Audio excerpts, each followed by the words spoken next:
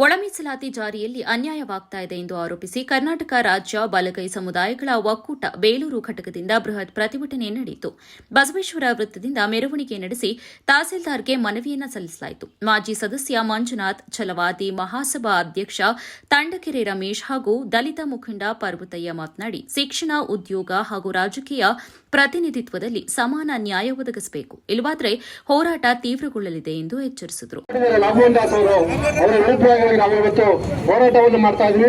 ಇವತ್ತೇನು ಸರ್ಕಾರ ಇವತ್ತು ನಾಗಮೋಹನ್ ದಾಸ್ ಅಂತ ಒಬ್ಬ ಜಡ್ಜಿನ ನೇಮಿಸಿ ಇವತ್ತೇನು ನಮಗೆ ಒಳ ಮೀಸಲಾತಿಯ ಒಂದು ವರದಿಯನ್ನು ಕೊಟ್ಟಿದ್ದಾರೆ.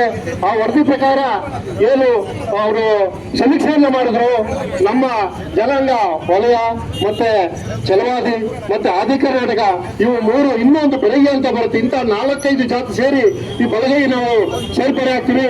ಆದ್ರೆ ಈ ನಾಗಮೋಹನ್ ದಾಸ್ ಅವ್ರು ಎಲ್ಲಿದ್ನೋ ಗೊತ್ತಿಲ್ಲ, ಅವ್ನು ಯಾವ ಕುಲದನೋ ಗೊತ್ತಿಲ್ಲ, ಮುಂಡೆ ಮಗ ಅವನು ಬರೀ ಛಲವಾದಿ ಅನ್ನೋದನ್ನ ವಲಯರ್ ಅನ್ನೋದು ಒಂದನ್ನು ತಗೊಂಡು ಮಿಕ್ಕ 4 ಕೈ ಬಿಟ್ಟು ನಮ್ಮನ್ನ 30 ಲಕ್ಷಕ್ಕೆ ಇಳಿಸೋರು.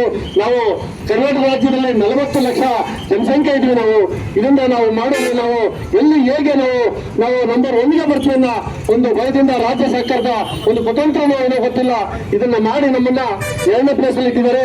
ಆದ್ರೂ ಸಹ ಇವತ್ತು ಏನು 3 ವಿಂಗಡಣೆಯಾಗಿ ಮಾಡಿದ್ದಾರೆ. ಈ ಸಂದರ್ಭದಲ್ಲಿ ಜಿಲ್ಲಾ ಪಂಚಾಯಿತಿ ಮಾಜಿ ಅಧ್ಯಕ್ಷ ಇಂದಿರಾ ಧರ್ಮಪ್ಪ, ಮಾಜಿ ಸದಸ್ಯೆ ಲತಾ ಮಂಜೇಶ್ವರಿ, ಬಿಎಲ್ ಲಕ್ಷ್ಮಣ್, ಸತೀಶ್ ಬಾಬು, ಪುರಸಭೆ ಮಾಜಿ ಅಧ್ಯಕ್ಷ ಸಿಎನ್ ದಾನಿ, ರಾಕೇಶ್ ಬಾಬು, ಎಂಜಿ ವೆಂಕಟೇಶ್, ಎಂಜಿ ನಿಂಗರಾಜ್, ಪ್ರಕಾಶ್, ರಾಜು ಇತರರು ಹಾಜರಿದ್ದರು.